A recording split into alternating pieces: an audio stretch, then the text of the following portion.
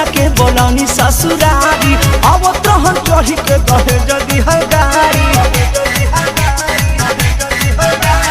पहला बेरा सैया के बोलौनी ससुरारी अब तहन चढ़ी के कहे जदी है गाड़ी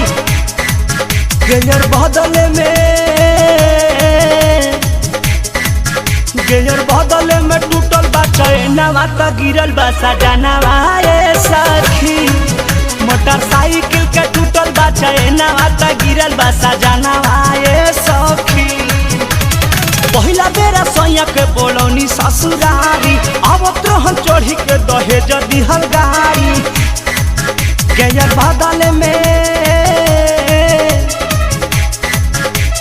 बदले में टूटल बा चैनवा त गिरल बा सजनवा ए सखी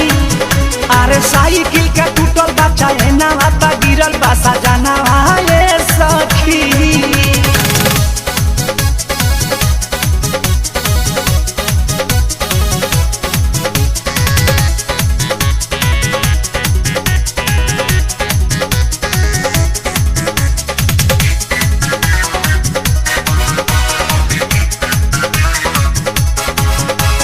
ससुरा में रही थी त झाड़ के उठई थी सैया जी के दावा बीरो अपना करई थी ससुरा में रही थी त झाड़ के उठई थी सैया जी के दावा बीरो अपना करई थी अब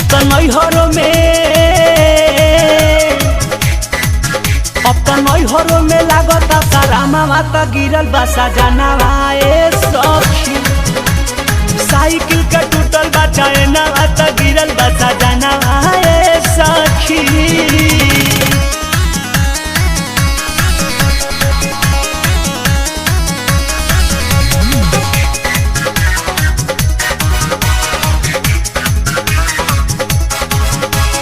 भौजी के मोबाइल से फोन रही कइले केहू नहीं के घरे ऐसे रही बोलैले भौजी के मोबाइल से फोन रही कइले केहू नहीं के घरे ऐसे रही बोलैले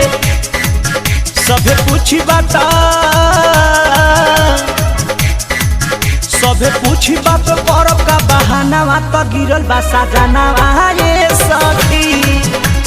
साइकिल के टूटल बा चैनवा त गिरल बा सजनवा ए सखी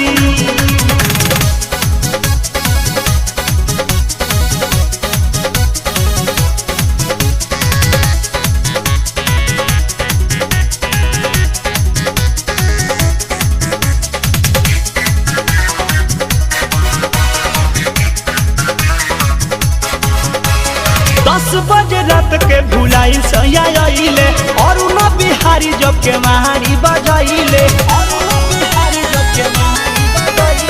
10 बजे रात के भुलाई सैया आइले शंकर अरुण जब के महारी बजाइले भैले परमोद से पहिला मिलनवा त खुश भइल मनवा ए सखी अरे साइकिल के टूटल बा चैनवा त गिरल बा सजनवा